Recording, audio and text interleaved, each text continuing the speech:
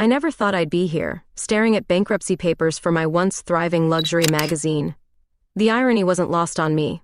Violet Wright, media heiress turned failed entrepreneur. My perfectly manicured nails tapped nervously on the mahogany desk, a relic from better days. The autumn breeze through the open window carried a chill, or maybe that was just the cold reality of my situation sinking in. "Miss Wright, we need your signature on these forms." My accountant's voice cut through my thoughts. I looked up, meeting his pitying gaze. Gosh, how I hated that look. "There has to be another way," I muttered, more to myself than to him. That's when my phone buzzed with a message from my assistant. "Reality show opportunity, celebrity diving, big prize money. Interested?" I almost laughed. Me, Violet Wright, on a reality show? But as I glanced at the stack of papers before me, the laughter died in my throat. What choice did I have? "I'll do it," I said aloud, surprising both myself and my accountant. "Tell them I'm in." The next few days were a whirlwind of contracts, medical checks, and introductions. Before I knew it, I was standing at the edge of an Olympic-sized pool, wondering what the hell I'd gotten myself into. The smell of chlorine was overwhelming, and the echoes of splashing water made my stomach churn. "First time?" a voice beside me asked. I turned to see a tall, athletic woman with striking blue eyes and chestnut hair pulled back in a tight ponytail. Her smile was warm and reassuring. "Is it that obvious?" I attempted a laugh, but it came out more like a nervous titter. "I'm Sydney," she said, extending her hand. "Sydney Wilson. Flight attendant by day, wannabe diver by, well, also day." I took her hand, noticing how strong yet gentle her grip was. "Violet Wright, magazine editor, or at least I used to be." Sydney's eyebrows raised slightly, a flicker of recognition in her eyes. But if she knew who I was, she didn't let on. Instead, she just smiled and said, "Well, Violet, looks like we're diving buddies. Stick with me, and I'll make sure you don't drown." There was something in her voice, a hint of playfulness mixed with genuine care, that made me feel at ease for the first time since this whole crazy adventure began. As we approached the pool's edge for our first lesson, Sydney placed a reassuring hand on my lower back. "Just breathe," she whispered. "I've got you." And with those words, I felt a flutter in my chest that had nothing to do with fear of the water. As we took our first plunge together, I couldn't help but wonder if I was diving into something much deeper than just a pool. The next few training sessions were a blur of chlorine-scented air, aching muscles, and Sydney's patient guidance. She seemed to have an innate understanding of my fears, always there with a gentle touch or an encouraging word when I needed it most. One night, as we were the last two left at the pool, Sydney suggested we try a more advanced dive. "You're ready," she insisted, her blue eyes sparkling with confidence. "I don't know," I hesitated, looking at the high platform warily. Sydney took my hand, her touch sending a jolt through my body. "Trust me," she said softly. As we climbed the ladder together, I found myself more aware of Sydney's presence than the height. At the top, she positioned herself behind me, her hands on my waist. "Just like we practiced," she murmured, her breath warm against my ear. I nodded, too flustered to speak. We moved as one, our bodies in perfect sync as we launched into the air. For a moment, it felt like flying. Then we hit the water, and the world exploded into bubbles and sensation. When we surfaced, Sydney was laughing, her face radiant with joy. "You did it!" she exclaimed, pulling me into a tight hug. In that moment, our faces mere inches apart, something shifted. The world seemed to slow down, the only sound the pounding of my heart. Sydney's eyes dropped to my lips, and I found myself leaning in. A sudden shout from across the pool startled us apart. A camera crew member was waving, shouting something about great footage. Reality came crashing back. This wasn't just a moment between two women, it was prime-time television material. As Sydney and I awkwardly separated, I couldn't help but wonder, what had just happened?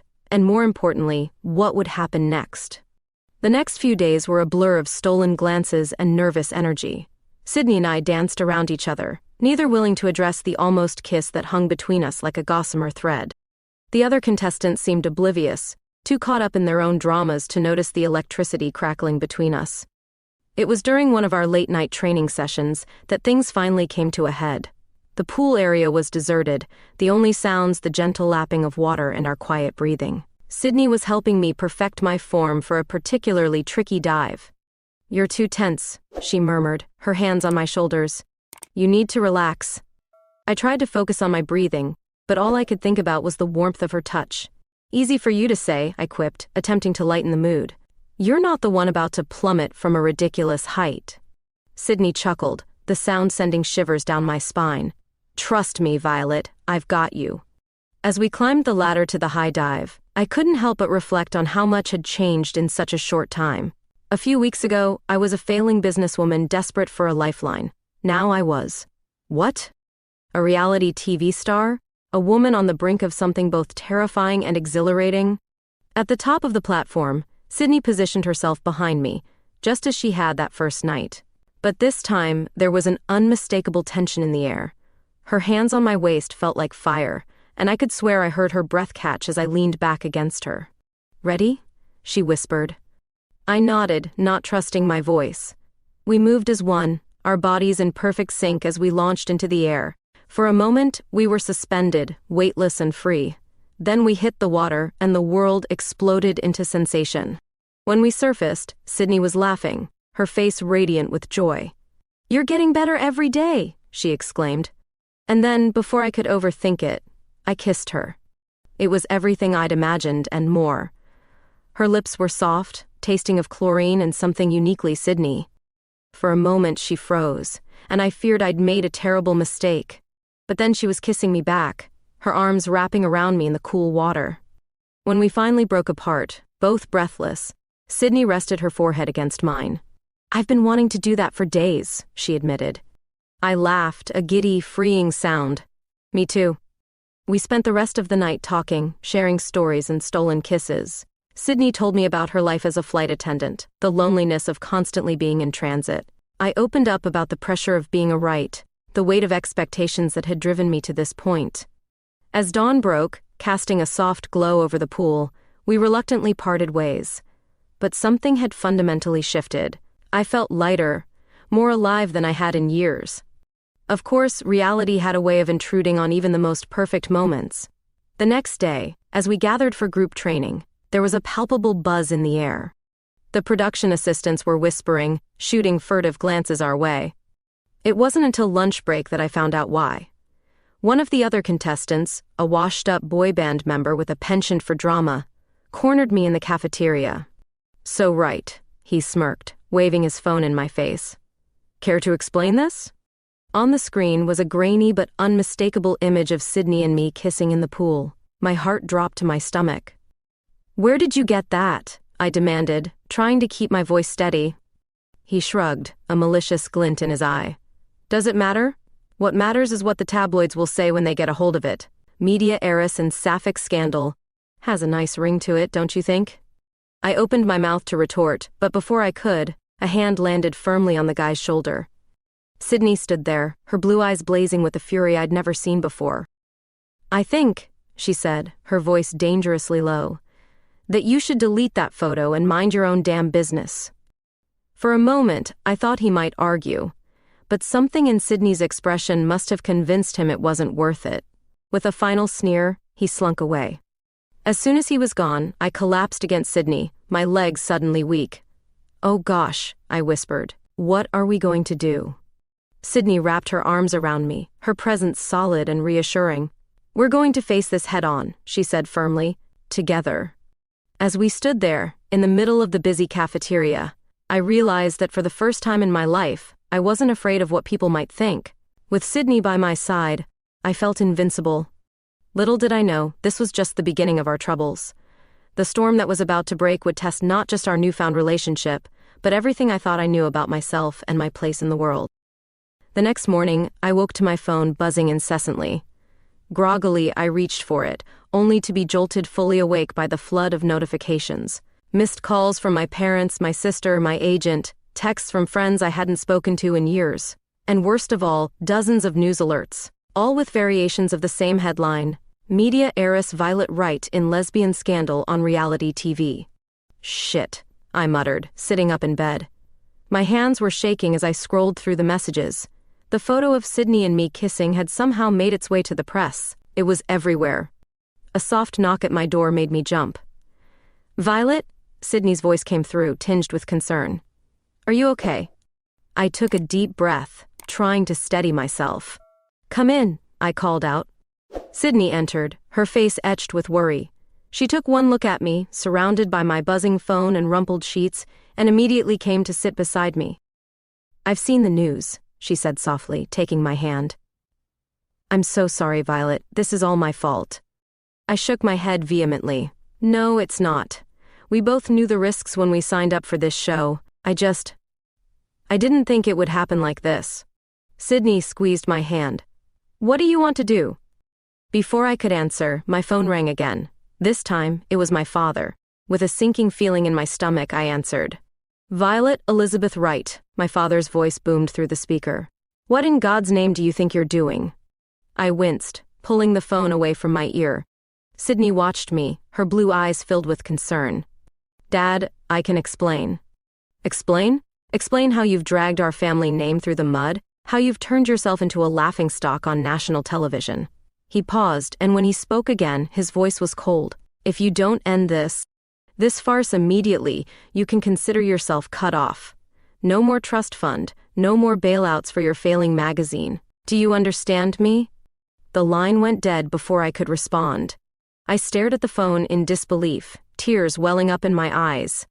Sydney wrapped her arms around me, pulling me close. Hey, it's okay, she murmured. We'll figure this out. But as much as I wanted to believe her, I couldn't shake the feeling that everything was falling apart. My family, my career, my entire life as I knew it, all hanging by a thread because of one kiss. The rest of the day passed in a blur of damage control. The show's producers called an emergency meeting, clearly torn between their glee at the ratings boost and their concern over potential backlash. They suggested we play it up for the cameras, turn our budding romance into a storyline. Absolutely not, Sydney said firmly, her hand clasped tightly in mine. Our relationship is not a plot device for your show. I nodded in agreement, feeling a surge of affection for her. Despite everything, Sydney was standing by me, unwavering in her support. As we left the meeting, we were ambushed by a group of paparazzi who had somehow made their way onto the set. Camera flashes blinded us as they shouted questions. Violet, is this a publicity stunt for your failing magazine? Sydney, how long have you been a lesbian? Are you two really in love, or is this just for the cameras? Sydney pushed through the crowd, shielding me with her body. We made it back to my room, slamming the door behind us. Gosh, I breathed, leaning against the door. Is this what your life is always like? Sydney shook her head, a wry smile on her face. Nah, usually I just have to deal with drunk passengers and lost luggage. This is a whole new level of chaos. Despite everything, I found myself laughing. It was a slightly hysterical sound, but it felt good to release some of the tension. As the day wore on, more complications arose. Sydney received a call from her airline, informing her that she was being suspended pending an investigation into her conduct. The thinly veiled homophobia in their statement made my blood boil. They can't do that, I fumed, pacing the room. It's discrimination, plain and simple. Sydney sighed, running a hand through her hair. It's not that simple, Violet. The airline has a morality clause in our contracts. They can argue that this scandal is damaging to their image. I stopped pacing, turning to face her. Then we'll fight it. I've got connections, lawyers. We can take them to court if we have to.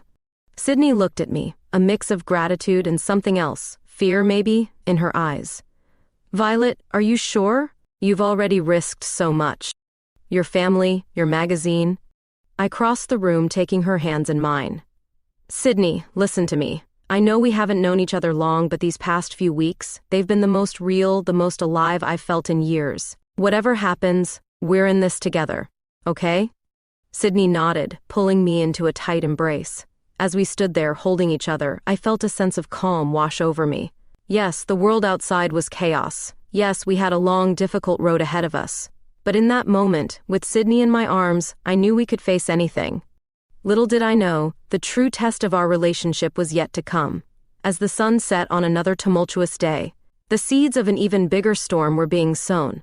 One that would force us to confront not just the world's prejudices, but our own deepest fears and insecurities. The next few days were a whirlwind of emotions and challenges. Despite the chaos swirling around us, or perhaps because of it, Sydney and I grew closer. We found solace in each other, stealing moments of peace amidst the storm. As the semi-finals of the diving competition approached, I threw myself into training with a fervor that surprised even me. Maybe it was a way to distract myself from the media frenzy, or maybe I was trying to prove something, to my family, to the world, to myself. Whatever the reason, I found myself improving rapidly under Sydney's patient guidance. The night before the semi-finals, we stayed late at the pool, fine-tuning my technique. As I climbed out of the water after a particularly good dive, Sydney was beaming. "Violet, that was incredible," she exclaimed, wrapping a towel around my shoulders. "You're going to blow them away tomorrow." I couldn't help but grin, riding high on the adrenaline and her praise. "It's all thanks to you," I said, pulling her close. "I couldn't have done any of this without you." Sydney's eyes softened, and she leaned in to kiss me. It was gentle and sweet, a stark contrast to the tumult of the past few days. When we parted, she rested her forehead against mine. "Win or lose tomorrow," she murmured. "I'm so proud of you, Violet." Those words, so simple yet so profound, nearly undid me. I blinked back tears, overwhelmed by the depth of feeling between us. In that moment, I knew with certainty that what we had was real, regardless of how it had begun or what obstacles we faced. The next morning dawned bright and clear, a perfect day for diving. As I stood on the platform, looking down at the sparkling water below, I felt a strange sense of calm. The crowd's cheers faded to a dull roar, and all I could focus on was Sydney's encouraging smile from the sidelines. I took a deep breath, centered myself, and dove. The world slowed down as I cut through the air, my body moving with a grace and precision I'd never achieved before.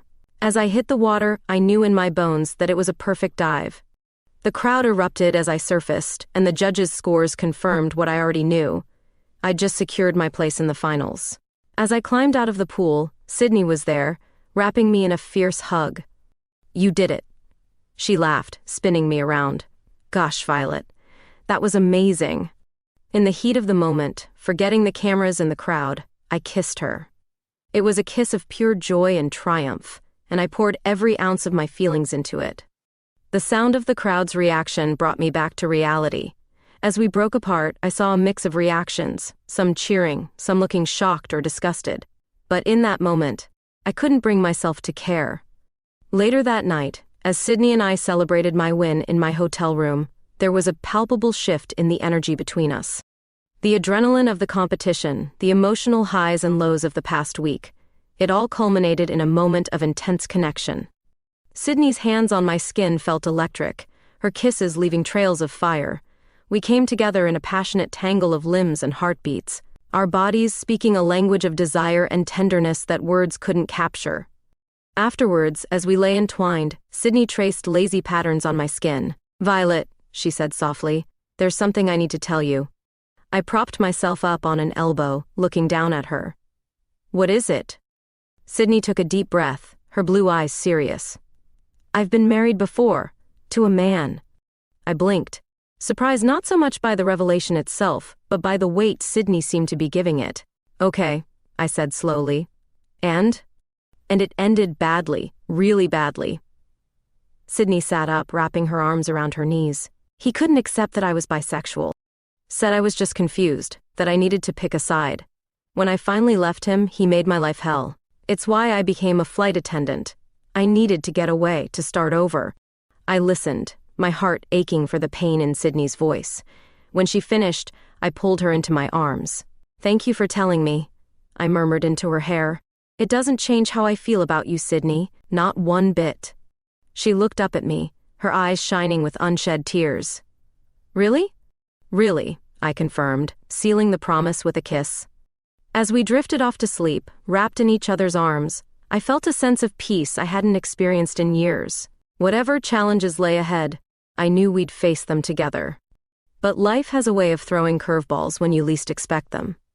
The next morning, I woke to a series of increasingly frantic texts from my sister. "Violet, call me a sap. It's about Dad." My stomach dropped as I dialed her number. As soon as she picked up, I knew something was terribly wrong. "Violet," my sister's voice was thick with tears. "Dad's had a heart attack. The doctors. They're not sure he's going to make it." The world seemed to tilt on its axis. As Sydney stirred beside me, concern etching her features, I realized that our bubble of happiness had just burst. The real world was crashing in, and I had no idea how to handle what was coming next. The next few hours were a blur of frantic phone calls and hasty packing. Sydney was a rock, helping me navigate the chaos with a calm efficiency that I desperately needed. As we rushed to the airport, I couldn't shake the feeling that my world was unraveling at the seams. "I'll come with you," Sydney insisted as we stood at the departure gate. I shook my head, even as every fiber of my being screamed to keep her close. "You can't. The competition, your job. I can't ask you to give up everything."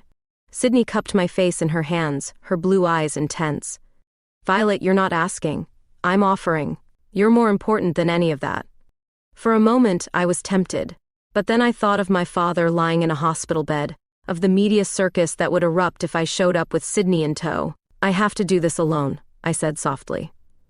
"But I'll call you every day, I promise." As I boarded the plane, I felt like I was leaving a part of myself behind. The flight home was interminable, my mind racing with worst-case scenarios.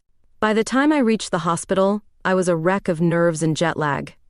My mother's face when she saw me was a study in conflicting emotions, relief at my presence warred with disapproval of the circumstances that brought me there. "Violet," she said stiffly, "I'm glad you could tear yourself away from your activities." I bit back a retort, reminding myself that now wasn't the time for confrontation. "How is he?" I asked instead. "Stable for now," she replied, her voice softening slightly. "The doctors are cautiously optimistic." As we entered my father's hospital room, I was struck by how small he looked in the bed, surrounded by beeping machines. This man who had always loomed so large in my life, who had shaped my world with his expectations and demands, now seemed fragile and all too human. His eyes fluttered open as I approached. "Violet," he croaked, his voice weak but his gaze as sharp as ever. "You came." "Of course I came," I said, taking his hand. "I'm your daughter." A ghost of a smile crossed his face. "Are you? I thought you'd given up that title for your new lifestyle." I flinched at the bitterness in his tone. "Dad, please, can we not do this now?" He sighed, closing his eyes. "You're right. Now's not the time for recriminations. But we will talk about this, Violet, about the future of our family and your place in it." As I left the hospital that night, my mind was a whirlwind of conflicting emotions. Relief that my father was recovering warred with anxiety about the conversation to come, and underneath it all, a deep, aching longing for Sydney. Back at my childhood home, I found an unexpected visitor waiting for me. Robert, my ex-fiancé, was sitting in the living room, looking as polished and put together as ever. "Robert," I said, shock momentarily overriding my exhaustion. "What are you doing here?" He stood, his handsome face creased with concern. "I came as soon as I heard about your father. How is he?" "He's stable," I replied, still trying to process his presence. "But Robert, we broke up over a year ago. Why are you really here?" His expression turned serious. "Violet, we need to talk. About us, about your future. This whole reality show debacle. It's not you. I know you, Violet. This isn't what you really want." I felt a flare of anger. "You don't know me, Robert. Not anymore, and you certainly don't get to decide what I want." He took a step closer, his voice lowering. "Think about what you're throwing away, Violet. Your family, your reputation, the life we could have together. All for what? A fling with some flight attendant?" His words hit me like a physical blow. "It's not a fling," I said, my voice shaking with suppressed emotion. "What Sydney and I have is real. More real than anything I ever had with you." Robert's face hardened. "You're making a mistake, Violet, and when you realize that, it might be too late. Your father's company is on shaky ground. Without the right name, without the connections our marriage would bring, it could all come crashing down. Is that what you want? To destroy everything your family has built?" I felt the weight of his words, of my family's expectations, pressing down on me. For a moment I wavered. Then I thought of Sydney, her strength, her kindness, the way she made me feel truly seen for the first time in my life. "Get out, Robert," I said, my voice steady. "I don't need you or your threats. I know who I am now, and I won't let you or anyone else make me ashamed of it." As he left, slamming the door behind him, I felt a curious mix of exhaustion and elation. I'd stood my ground. but I knew this was just the beginning of the fight. That night, as I lay in my old bedroom surrounded by remnants of my past, I called Sydney. Her voice on the other end of the line was like a balm to my frayed nerves. "I miss you," I said, not bothering to hide the tremor in my voice. "I miss you too," Sydney replied softly. "How are you holding up?" As I poured out the events of the day, my father's condition, my mother's coldness, Robert's unexpected appearance, Sydney listened patiently. When I finished, she was quiet for a moment. "Violet," she said finally, "I want you to know that whatever you decide, whatever happens with your family, I'm here for you. But I also need you to be sure. About us, about what you want. Because I'm all in, Violet. I love you."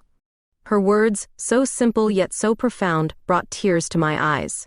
"I love you too, Sydney," I whispered. "And I've never been more sure of anything in my life."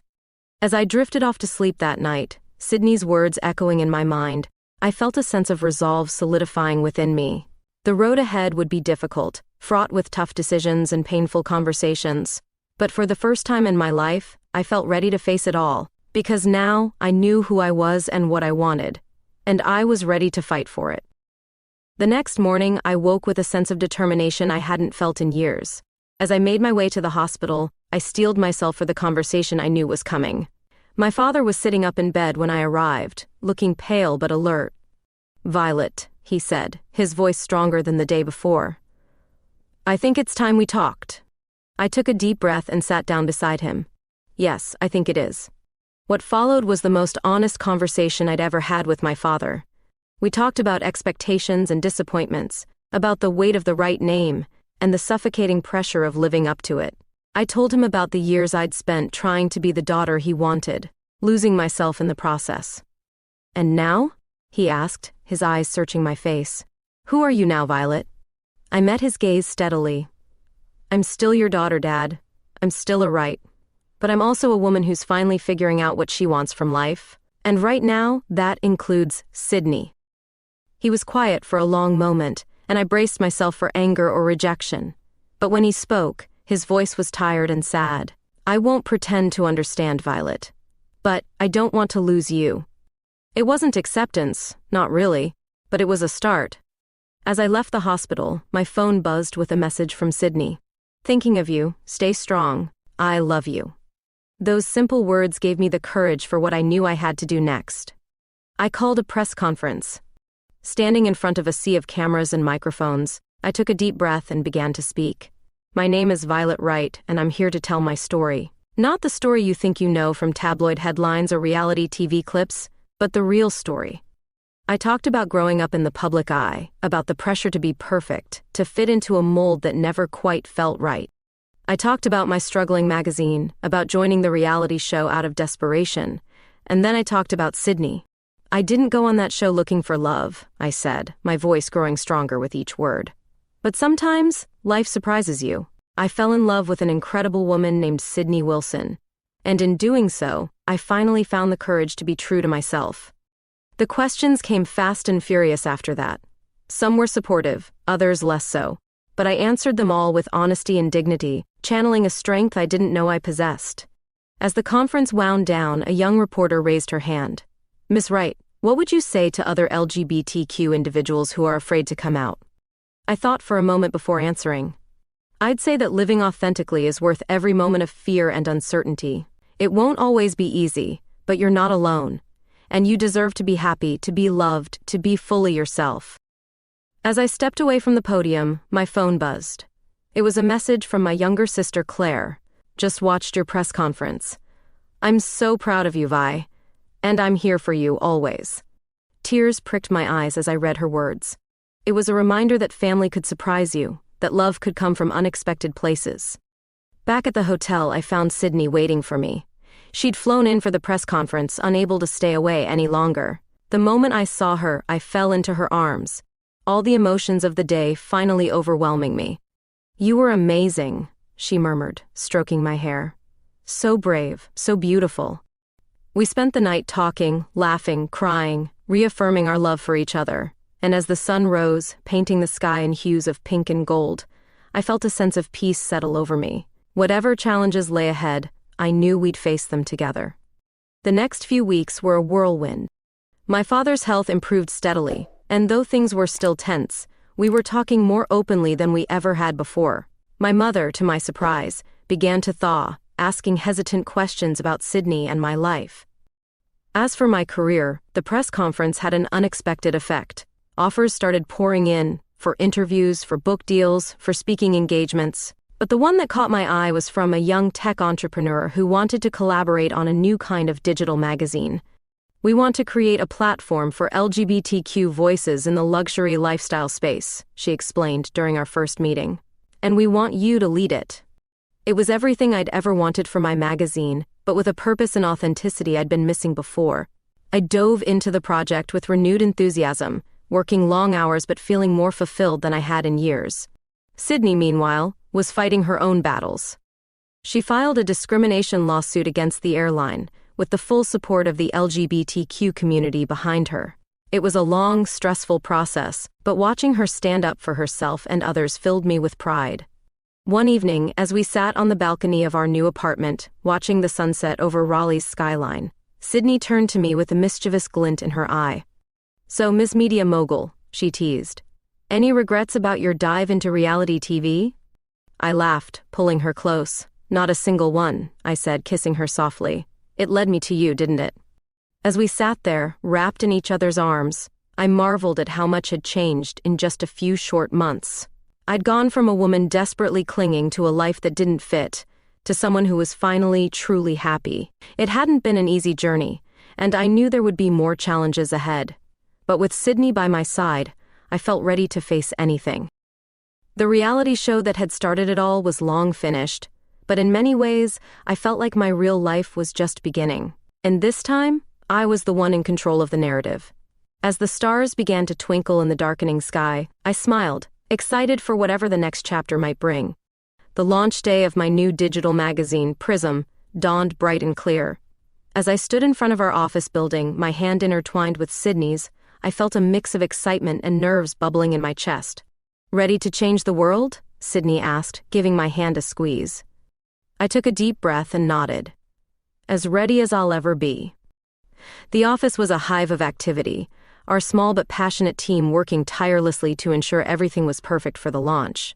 As I walked through the open plan space, I couldn't help but marvel at how far we'd come in such a short time. My phone buzzed with a message from Claire. "Good luck today, sis. Can't wait to see Prism go live. Mom and Dad send their love too." I smiled, feeling a warmth spread through me. My relationship with my parents was still a work in progress, but they were trying. That meant more to me than I could express. As the countdown to launch began, I gathered everyone around. "I just want to say thank you," I began, looking at the faces of the people who had believed in this vision. "What we're doing here isn't just about creating a magazine. It's about giving a voice to those who have been silenced for too long. It's about showing the world that LGBTQ stories are worthy of being told, that our experiences are valid and valuable."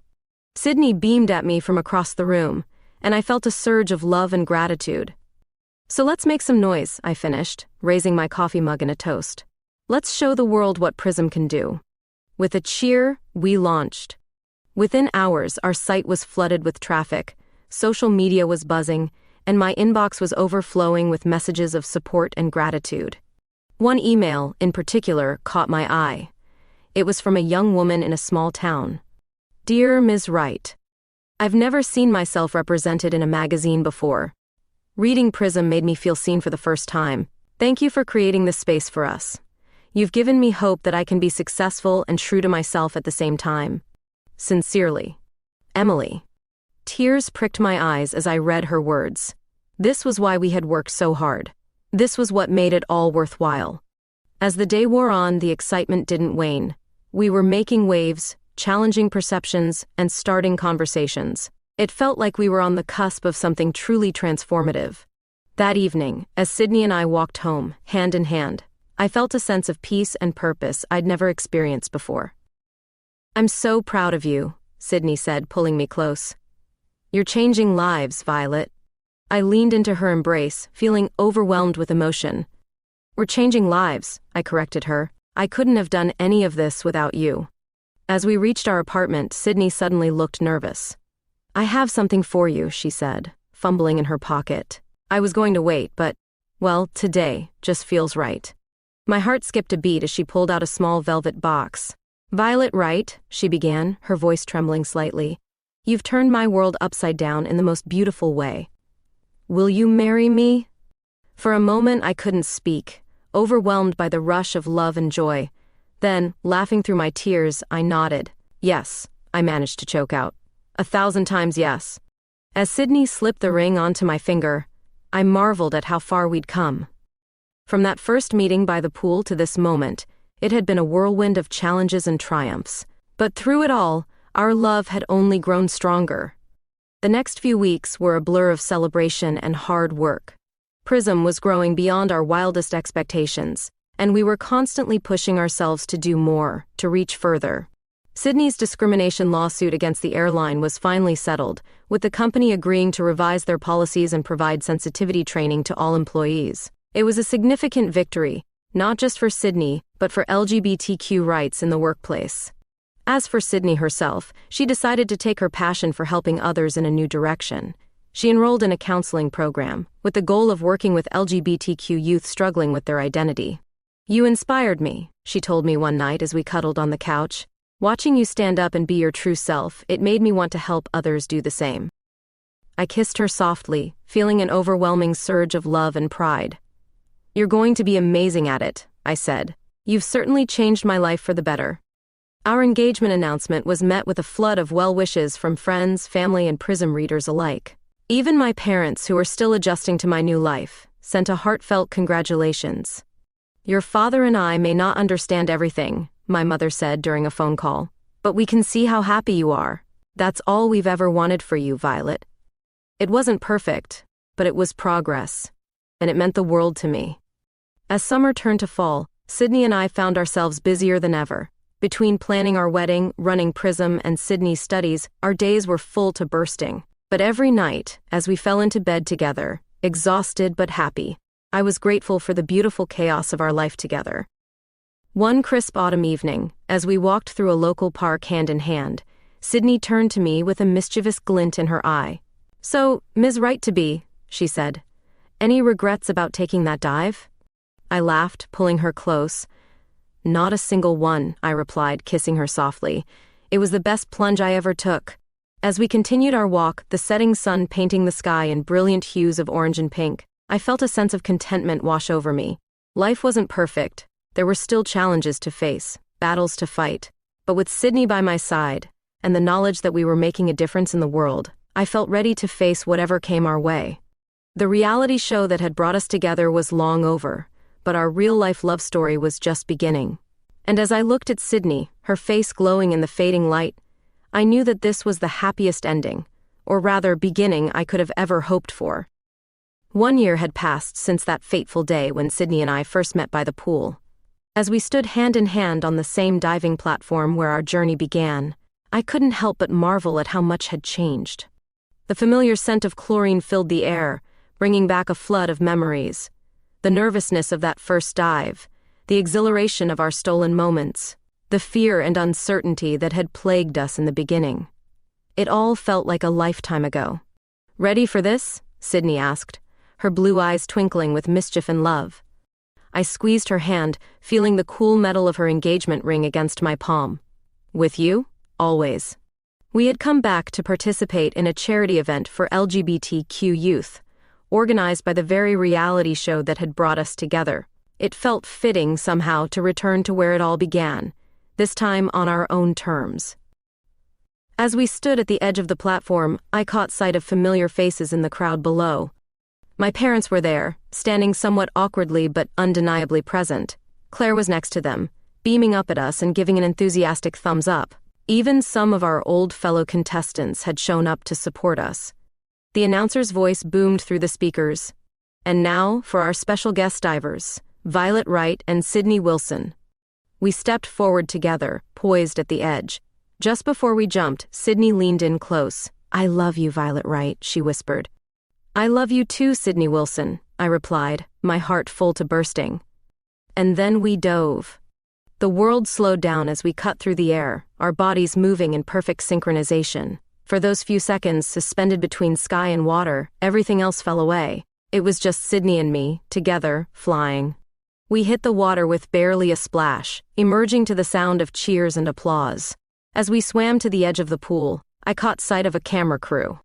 But this time, instead of feeling exposed or anxious, I felt proud.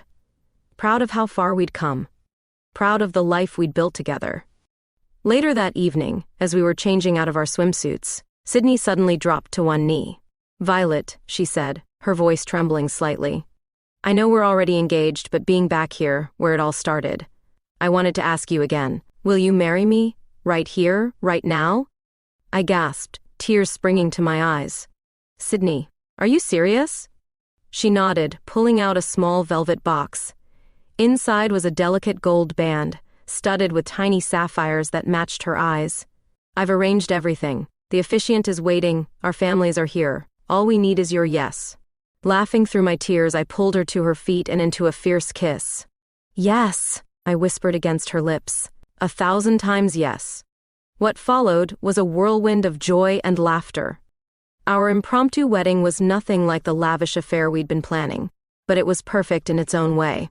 We exchanged vows at the edge of the pool, still damp from our dive, surrounded by the people we loved most.